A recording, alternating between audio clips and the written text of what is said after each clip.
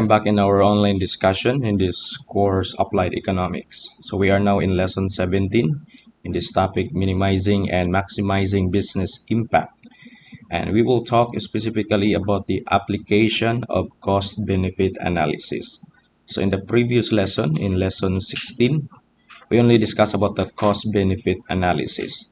So for this particular lesson, in lesson number 17, we will talk about the application of the cost benefit analysis. So here's our expectation in this lesson. After going through this lesson, you are expected to apply the cost benefit analysis in the real world scenario. So before we'll start our discussion, we will have a pre-test first. Question number 1, the best cost benefit analysis takes a broad view of cost and benefits, including indirect and longer-term effects, reflecting the interest of all stakeholders who will be affected by the program. So instead of having a multiple choice for this lesson, we will have a true or false. So these statements is whether true or false. Again, the best cost benefit analysis takes a broad view of cost and benefits, including indirect and longer term effects, reflecting the interest of all stakeholders who will be affected by the program. True or false? So the answer for question number 1 is true. Now let's proceed to question number 2. Cost benefit analysis is traditionally based on conventional welfare economics, which provides a utilitarian account of value that relies on individual self-interest. True or false? So the statement of question number 2 is true. Question number 3. All information on cost, benefits, and risk are rarely known with uncertainty, especially when one looks to the future. True or false? Again, all information on cost, benefits, and risk are rarely known with uncertainty, especially when one looks to the future. The statement, or the third statement, is false. Question number 4. Cost benefit analysis should not normally be undertaken for any project which involves policy development, capital expenditure, use of assets, or set of standards. True or false?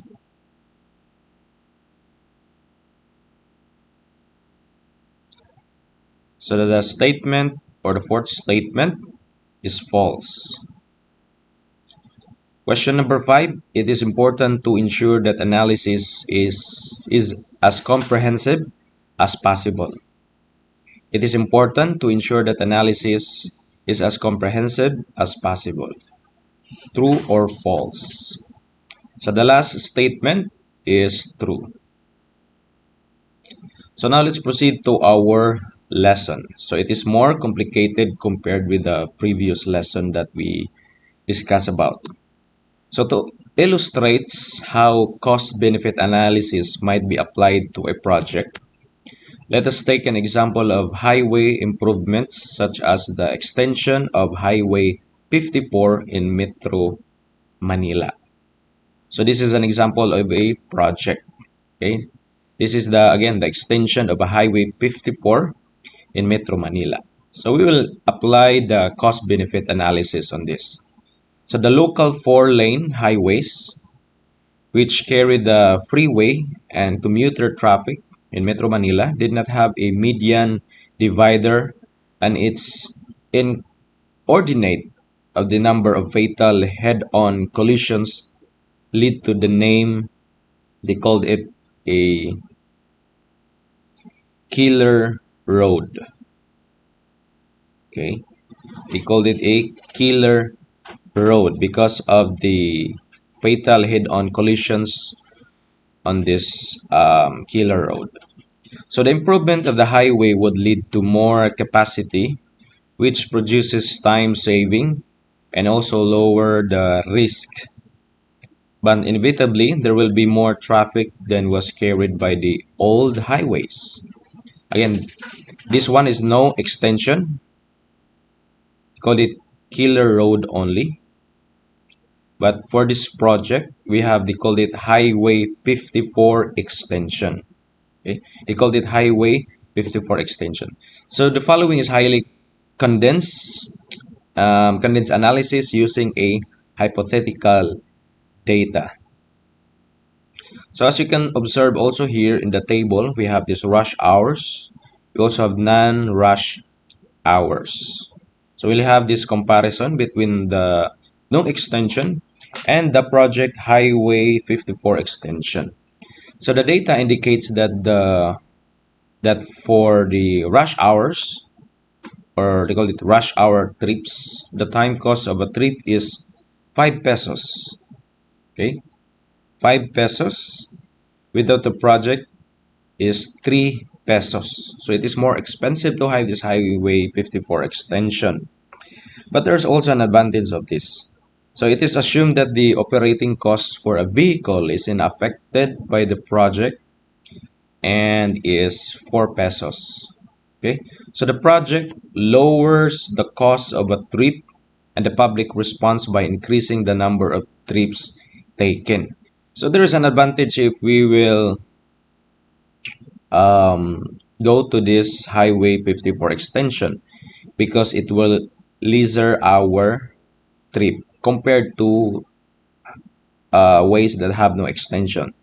So again, there is an increase in consumer surplus, both the trips which would have been taken without the project and for the trips which are stimulated by the project.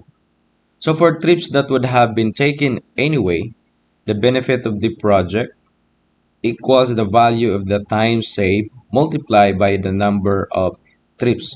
So for the rush hours trip, the project saves 3 pesos. And for the non-rush hour trip, it saves 2 pesos. So for the trips generated by the project, the benefit is equal to one half of the value of the time saved times the increase in the number of trips. So as you can observe, there is a additional payment when we use the Highway 54 extension, but the benefits of it, we can lesser the minutes or the trip time. Okay, if we will use the Highway 54 extension. And there's also a comparison between the rush hours and the non-rush hours.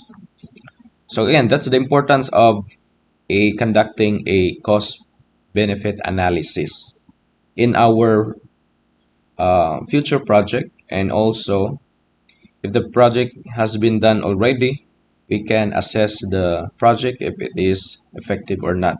So we'll make some modification on the system and others. So the benefit per hour are in this picture, okay? Trips which would be taken anyway. For the rush hours, 6,000. And for the non-rush hour, we have 400. But the trips generated by the project, for the rush hour, we have this 1,000. And for the non-rush hour, we have 22.22. So the total here is, for the rush hour, we have 7,000. And for the non-rush hour, we have 422.22.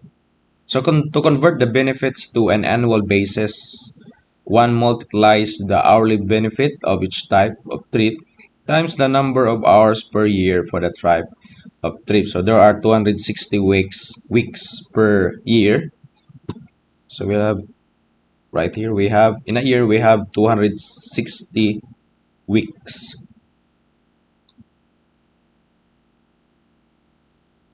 Okay, so we have 260 weekdays again per year, and at 6 hours per weekday there are 150, 1000.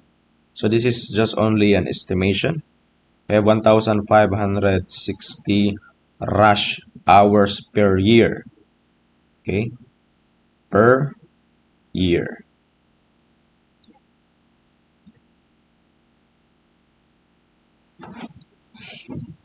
So this leaves 7,200 non-rush hours per year. With this figure, the annual benefits are this one.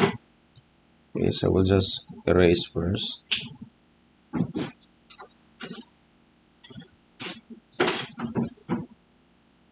Okay, so the value of the reduced fatalities may be computed in terms of the equivalent economic value people place upon their lives when making choices concerning risk and money. Okay, so if the labor market has wages for occupations for different risks such that the people accept an increase in the risk death of 1 over 1,100 per year. 1,100, I mean 1 over 1,000 per year. Okay, so this is 1,000 per year. It means that out of 1,000 um, people or cars traveling on this highway, there is one fatality. Okay, one person died on that, we call it killer road. Okay, so again, there's an increase in the risk of death of 1 over 1,000 per year in return for an increase in income of 400 pesos per year. 400 pesos per year. Then the project that reduces the risk of death in the year by 1 over 1,000 gives a benefit to each person affected by it of 400 per year. So the implicit valuation of a life in this case is 400,000. Okay, that's the benefit of the reduced risk project is the expected number of lives saved times the implicit value of life. So for the highway project, there is a 6, okay, 6 times 400,000, 4,000 equals we can save up to 2,400,000 per year. Okay, so again, as a manager, it is important for you to learn about this cost benefit analysis so that you can determine if this project will become successful in the near future. So you are not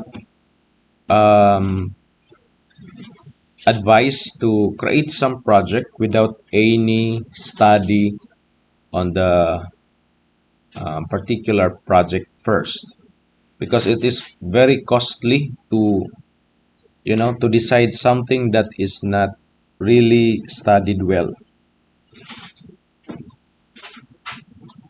So now let's proceed to the next slides.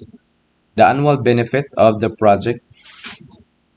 For the time saving, we have 13,960,000, and we have reduced risk of 2,400,000. So let us assume that this level of benefits continues at a constant rate over a 30-year lifetime of the project. So the cost of the highway consists of the cost for its right of way, its construction, and also its maintenance. Again, these are the benefits of these projects. For the times saving per year, we have 13,960,000. And for the reduced risk, because we have this new highway, new system, new materials that we have in this highway, we can save also 2,400,000. So again, the cost of the right of way is the cost of the land and any structures upon it which must be purchased before the construction of the highway can begin. So the purposes of this example, the cost of the right of way is taken to be 100 million, okay, and it must be paid before any construction can begin. So at least part of the right of way they call it a right-of-way cost for a highway, can be recovered at the end of the lifetime of the highway if it is not rebuilt. So, for example, it is assumed that all of the right-of-way costs is recoverable at the end of the 30-year lifetime of the project. The construction cost is 200 million spread evenly over 4 years. Okay, so we have right here 200 million spread evenly over the 4 years. 4 years of what? 4 years of operating on this highway. So the maintenance cost is only have 1 million, 1 million per year. Okay, once the highway is completed. So as you can observe, this is really very complex to understand about this computation, the differentiation of the having this project or from the previous project. So it is important again as a manager to calculate the cost and also the benefits of having this new project. So again, the main lesson that you have on this lesson 17 and also lesson 16 is that before we will decide something, it needs to have this baseline because it is more costly to make some decision without having a study on a certain project. Now let's proceed to the other table that I'm going to share with you.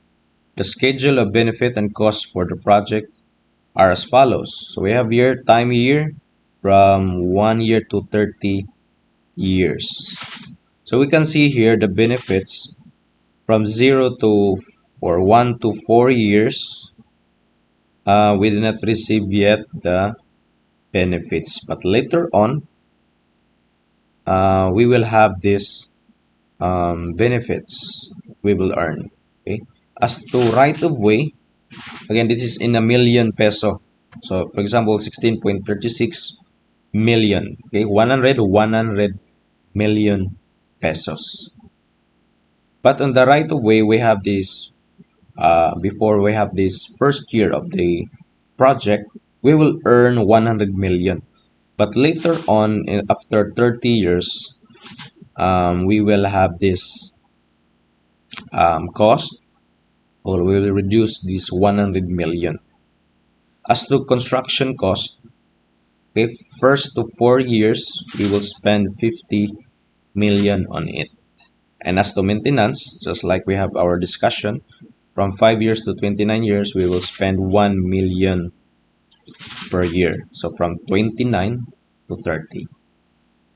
Again, the benefit and cost are important, or it is called the constant value pesos. That is, there was no price increase included in the analysis. Therefore, the discount rate that is being used must be the real interest rate. So if the interest rate on long-term bonds is 8%, the rate of inflation is 6%, then the real rate of interest is 2%. So the present value of the streams of the benefit and the costs discounted at a 2% back to time 0 are as follows. So I'm going to show you again another table here. It talks about the present value, the value in the present time. Okay. So here we have this benefits 304 million, and the cost for the right of way we have 44.79 million. As to construction we have 190.39 million, and as to maintenance we have 18.59 million. So the total cost is 253.77. Okay, so we will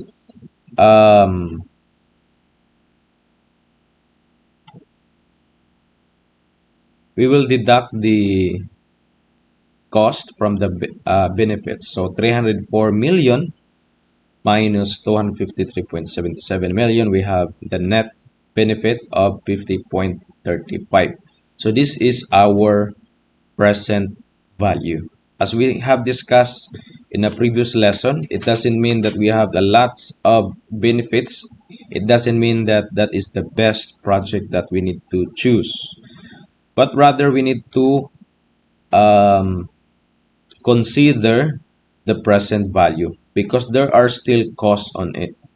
So we don't know, even though we have this lots of benefits, but we also have a lots of costs. So we will gain only a minimum number of net benefits. So again, for example, if you have three choices of the project, okay, you need to decide to choose that has this greater present value, not the greater amount of the benefits. Okay, so it should be noted that the market value of the right of way understates the opportunity cost of having the land devoted to the highway. So the land has a value of 100 million. Okay, what is 100 million?